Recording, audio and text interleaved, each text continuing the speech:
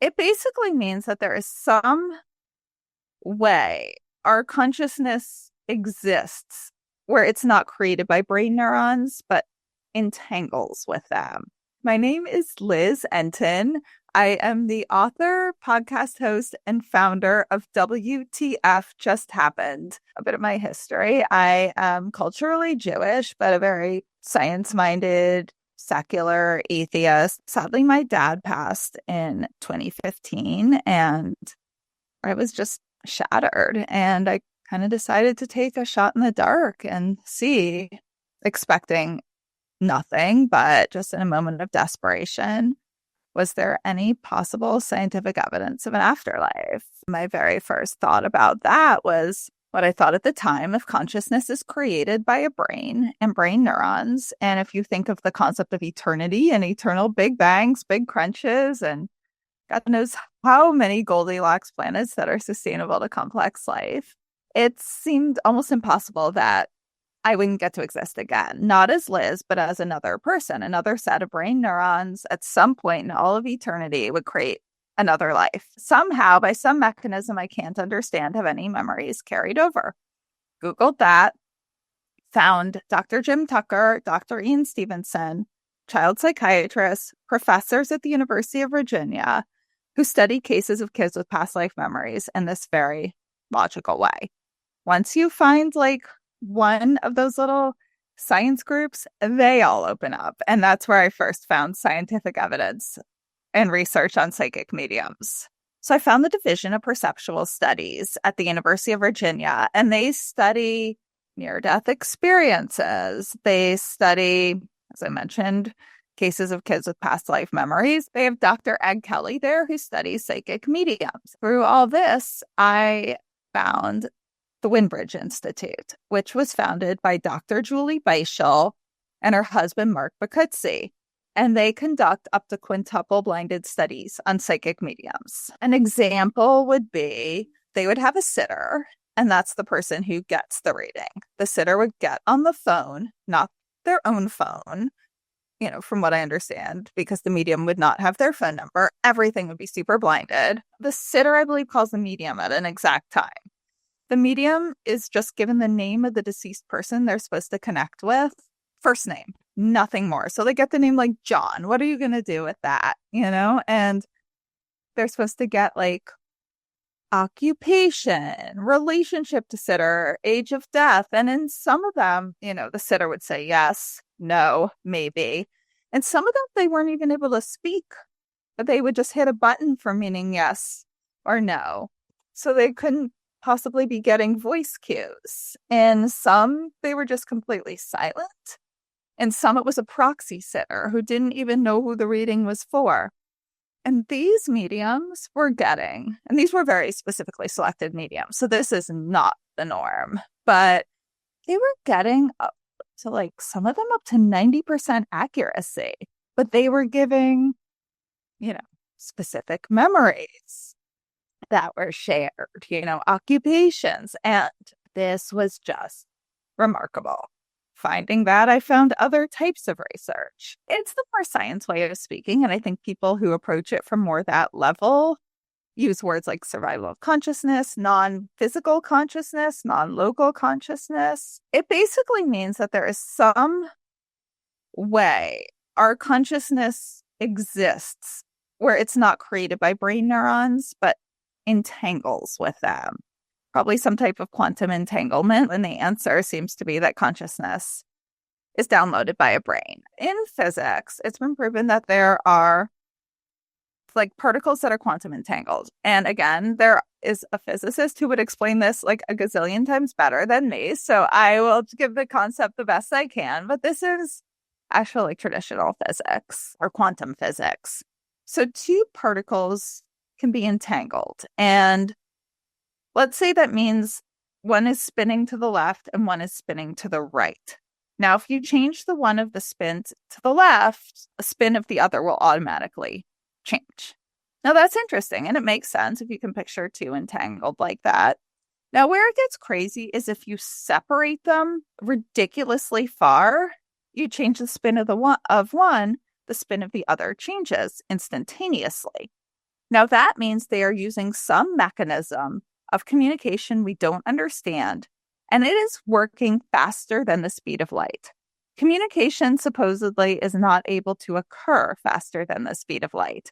If the sun burnt out right now, let's say the sun died now, we wouldn't know that for 7 minutes because we are seeing information that's traveling through the light rays. And by the time it reaches us, what we're seeing is what was there 7 minutes ago.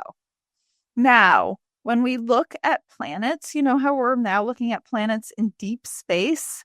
We're seeing millions of years in the past because the amount of time it takes for the information that's stored in light to get to us has to travel. Let's say there's another human or another complex, intelligent being that's using a telescope to look at Earth.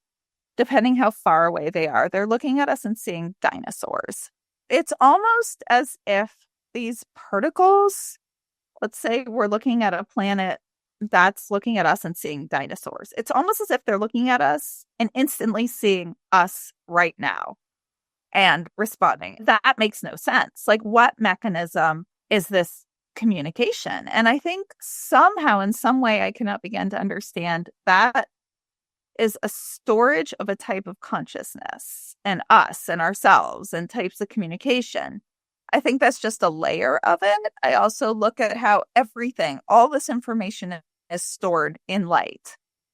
Why not consciousness? Like, our consciousness, us, are somehow stored in that. And there are times we get to be in a physical existence here. There are times we get to be in probably completely non-physical existences. We get to maybe be in physical existences in other dimensions. A discussion that like our universes or worlds are called like brains, like from a membrane, BRANE, almost flat. And you'll see reflections into our brain membrane and on Earth of shadow people.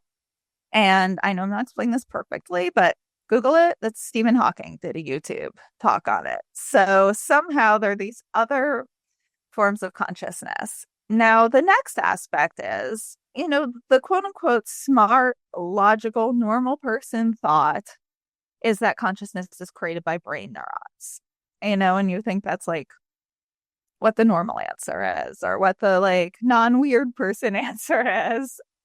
But what are brains? They're just a set of like non-conscious matter that fires in a certain way. I mean, a really amazing way, just the way our heart, pumps. I mean, our bodies are fascinating and fantastic.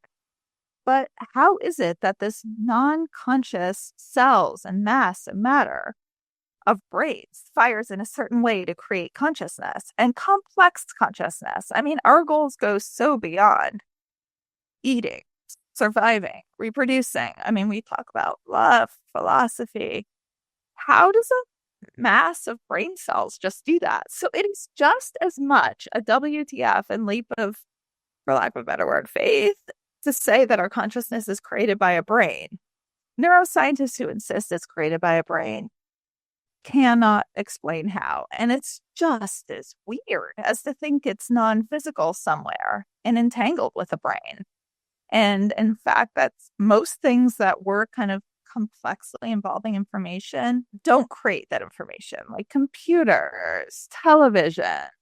Everything's occurring somewhere else, and light rays, sound waves, like whatever type of waves are carrying that information. A psychic reading is when someone goes and gets a reading about themselves. You go to learn about like your relationships, money, career, life decisions, future predictions.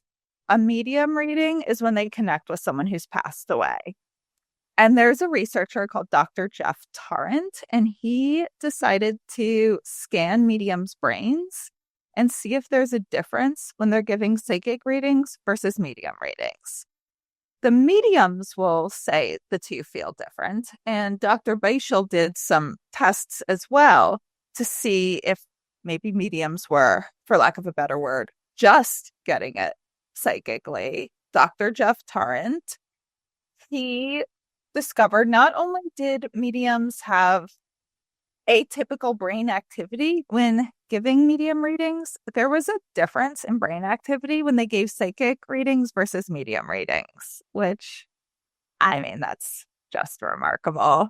A lot of reasons where the answer does not seem to be they're reading you psychically, and it seems like consciousness continues in some way we can't fully understand, although there are some theories. I got the name of this other woman, which I'm not going to share because she has no longer does readings. So she just did them for this short period of time. And I went expecting nothing. And oh my God, the stuff she knew. She knew my dad's favorite color, which sounds really not that significant, except it was very significant to him. I call it green in the book.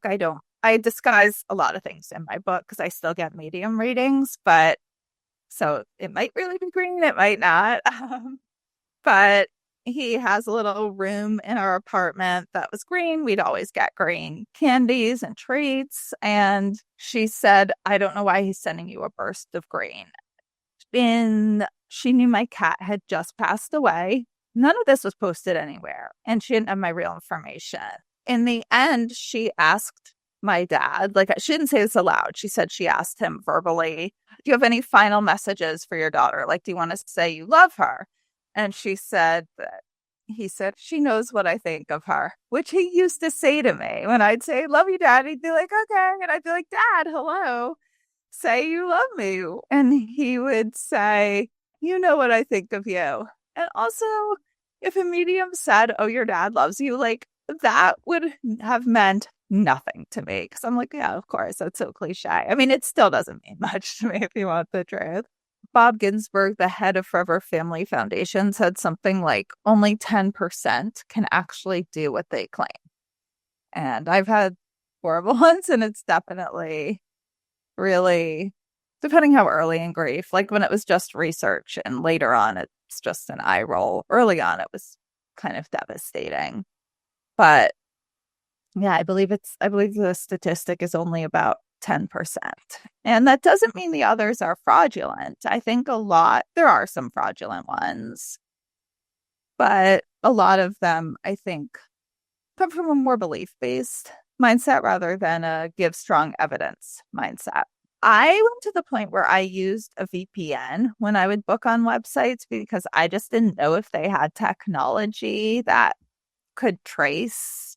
And this was really early, and I never crossed my mind I'd actually befriend one of these mediums, but they're two mediums that require paper, like a paper check. So, go find a money order or borrow a paper check from somebody and a piece of paper filled out. And they say there's something about the energy of holding that. And I was like, they could be getting fingerprints. I wore rubber gloves when I put it all together. And now I'm friends with one of those mediums that she knows. And it's just one of those things that comes up in talks now. And I mean, they just never let me live that one down. Perfect example of a type of cold reading. And this is kind of a very more blunt example. Obviously, really well-trained cold readers are better at this. But one example is, you don't have a father on the other side, do you? Now, how do you answer that? You say yes. If it's, yeah, I thought so. If you say no, so I didn't think so. And I have had a few ask me like that. And I just say, I'm sorry, I'm confused with what you're asking me. Are you saying you think my father has passed? Or are you saying you think he isn't because I'm not clear on how you're asking? I think a few get really annoyed with that, but then I just write them off, and I'm like, I'll go with it. I'm not going to keep arguing, but it's a huge point against them. If you do have a reading and it's really bad, that doesn't mean consciousness doesn't survive. I've had terrible readings. I was just lucky that my first one was good. If my second or third had been first, that would have been a whole other story because they were among two of the worst readings I've ever had. In a row, had one of each of the kinds of mediums. The first one, really genuine and really evidential. And very interestingly, I always wondered if it was really as good as I thought because I didn't know to record. I actually screwed up and had given my real phone number then. And I found out quite a few years later, the medium I'm probably closest friends with, Joe Peretta, who's also amazing, knows her. And he said she is so good. And she's older, like a mom with adult kids. And he's like, oh, please, she could not have Googled your number. Like her daughter has to like do all her social media. She can't figure any of that out. Like a lot of our moms. And he's like, she is so evidence-based. He's like, she's the perfect medium for you. She doesn't care about any of the flowery stuff. He said she thinks the reading should be nothing but fact and evidence. So maybe that's a coincidence. I ended up with her. Now, the second one, and I sensed she was incredibly honest and just not accurate. And she kept me extra. She was longer, no extra charge. She was trying and trying. She just wasn't getting things accurate the way I wanted them. As time went on, I found out I got some of the people I know knew her, and they were like, well, you don't go to that one for evidence. She's lovely. I was right in my assessment. She is an incredibly kind person.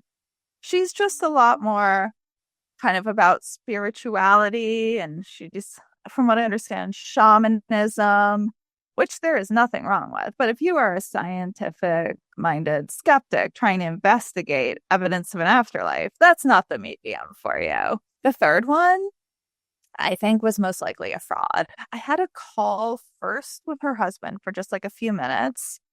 That does not necessarily at all mean fraud, but my guess is he was trying to get some information, and that they didn't know what to do because she had a Google Voice number from me, fake name. Her husband asked, what I hope to get out of the reading. And I just said, I'm very open. Let's see everything. I mean, she just was like trying to say things and I kept saying it was wrong. And, she's like, I'm getting messages of like from spirits. And she started to describe like what's called a Barnum reading, like something that would just apply to everybody. Sometimes you're extroverted, other times you need to be alone. I mean, that wasn't exactly it. I actually pretty much quoted in my second book. And maybe this was a little bitchy of me, but I said, yeah, I suppose that would apply to everybody. That's human nature, right? Which, she didn't like that as the response. I had to tell her I lost my dad. She asked me, what do you want out of this? And I said, scientific evidence that there's survival of consciousness, some valid, strong evidence. So the whole reading was her just filling it with like word salad, just like trying to say this and then throwing in guesses of my dad and then twisting it, basically telling me my dad's saying that I need to be a lot more trusting. I'm like, yeah, like my dad would not be telling me to be more trusting of psychic mediums I'm giving money to. He would, I know my dad. First of all, if he heard I was going to mediums here, he'd be like, what are you? Like, you effing idiot. Like, don't go. Then she had these spiritual messages from him. My dad, I don't think a spiritual word came out of his mouth once. And then when I basically was like, yeah, that doesn't sound like my dad. She said, well, everyone changes on the other side and gets more depth. Well, sure, I could believe every experience, even here, changes you. But if you're trying to let someone know you're going to speak as yourself. Basically said, it's not her job to prove to me. It's my job to prove to myself. And that's what this reading was really all about. Was I thought I was coming to her for proof, but it was me proving to myself. And I'm like, proving to myself is getting indisputable data. So, I mean, just had to let it go. I went with it. I actually think it ended up being really good, the three of them together, because I had contrasts and I was able to see that even in my early grief, I wasn't going to make things fit out of desperation. I mean, I knew it was a terrible reading. Same with the second one. And so I think that, especially looking back, having all three at once gave me like kind of, I guess, a baseline and a bit of trust in myself because, you don't necessarily know in early grief. Are you desperate? Is your brain telling you, yes, this is genuine because you need it so badly? If you think you're going to walk in and your grief's going to just evaporate, no, it's not going to do that. Like, I actually thought there'd be a tipping point of scientific evidence where I would never have to feel grief again. And that's not true at all. It's not grief without hope. I think if you maybe are really used to this, you've had readings before, you're involved in this world. Like if I was in early grief, I have had some other losses since then, and I got readings pretty shortly after, and it was really helpful. I think if you're new to this, maybe wait and process a little, but there's never, I think that's a big problem I have with how people talk about grief in general, is that there's yes, no's. This applies to everybody. There is not a single right or wrong way to grieve. So it's really only something you yourself can answer. But a lot of mediums think it's better to wait till later. But that's maybe for a large percentage of people, but that doesn't mean that's for everybody. If you're in grief or, dealing with your own mortality, or just, we're all dealing with mortality, and this all seems really unfathomable, you're not going to get one bit of information, one medium reading, one book, and just have it all change. It's bit by bit. When you start to put all of it together, from the past life memory cases, the studies on mediums, to my own medium readings, other examples of, consciousness behaving the way we don't think, near-death experiences where people pass away physiologically, come back to life, and just get information. When you start to put that all together, the way our conscious information is stored, the answer is really different. Can I guarantee, is it survival of consciousness? I really hope so. I can't guarantee, but if it's not, it's something we haven't even begun to understand. There's a quote that really helped me process this early on. It was by Dr. Ian Stevenson, and he said, "I'm not saying it's true. I'm just saying it happened," which kind of to me meant go in, just accept it happened. Don't draw conclusions. Just start researching it. Don't say, well, this means there's an afterlife, and an afterlife's not possible, so this can't be possible. I was in that loop for a while. Just eliminate even what the answer is and just observe what actually happens and read about what actually happens.